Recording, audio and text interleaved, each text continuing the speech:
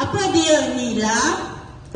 Nilam tu satu batu seperti berlian, intan.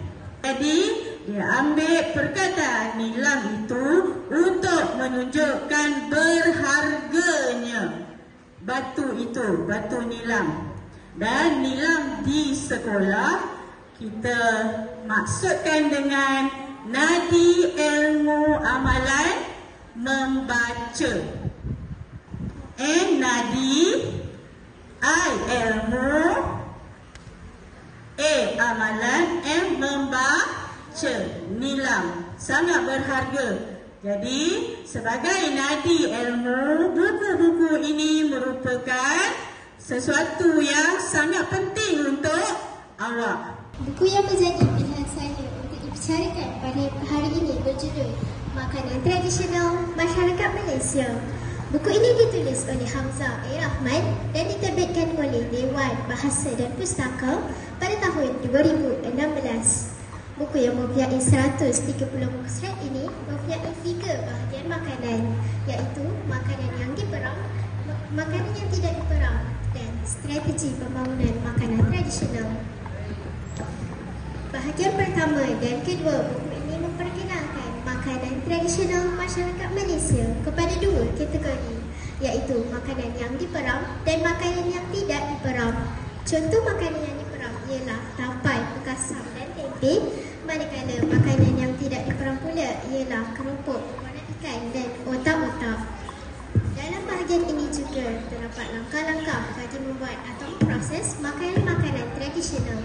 Secara tidak langsung, pembaca bukan sahaja mendapat ilmu, bahkan dapat mempraktikkan kaedah-kaedah dalam membuat atau memproses makanan tradisional pelbagai kaum di Malaysia yang dapat menonjolkan keunikan khazanah dan budaya negara. Bahagian ketiga buku ini ialah strategi pembangunan makanan tradisional yang menjelaskan bagaimana teknologi telah berkembang maju dalam membuat atau memproses makanan-makanan tradisional ini. Kawan-kawan, buku ini amat menarik. Gaya penulisan dalam buku ini menggunakan bahasa Melayu, mudah difahami dan sangat menarik. Isi kandungannya tersusun kemas, gambar-gambar dalam buku ini berwarna-warni dan keterangan yang jelas untuk difahami. Sangat sesuai dijadikan rujukan oleh pelbagai lapisan masyarakat. Kelebihan buku ini ia syarat dengan maklumat khusus yang menyeluruh tentang makanan tradisional. Dengan itu, saya akan lebih memotivasi tanpa was-was untuk mencuba makanan tradisional ini.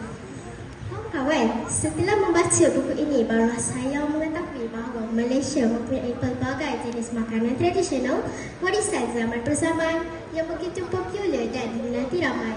Membaca bangsa berjaya. Sekian, wabillahi taufiq wal hidayah. Wassalamualaikum warahmatullahi wabarakatuh. Ucapan perasmian pelancaran program nilam oleh Encik Abu Hassan bin Dollah, Guru Besar SK Baliklah. Ini dipersilakan. Bismillahirrahmanirrahim. Kursi majlis. Assalamualaikum warahmatullahi wabarakatuh. Siapa yang dapat 5 bintang tahun ini, saya beri hadiah RM200. Dengan lafaz Bismillahirrahmanirrahim, saya merasmikan pelancaran nilam dan kempen galakan membaca. Sekian, wabillahi taufiq. Assalamualaikum warahmatullahi wabarakatuh. Seterusnya, saya menjemput sekali lagi Encik Abu Hassan bin Dollah, Cikgu Syamila dan Ustaz Nizam untuk menggunakan gimmick pelancaran pada hari ini.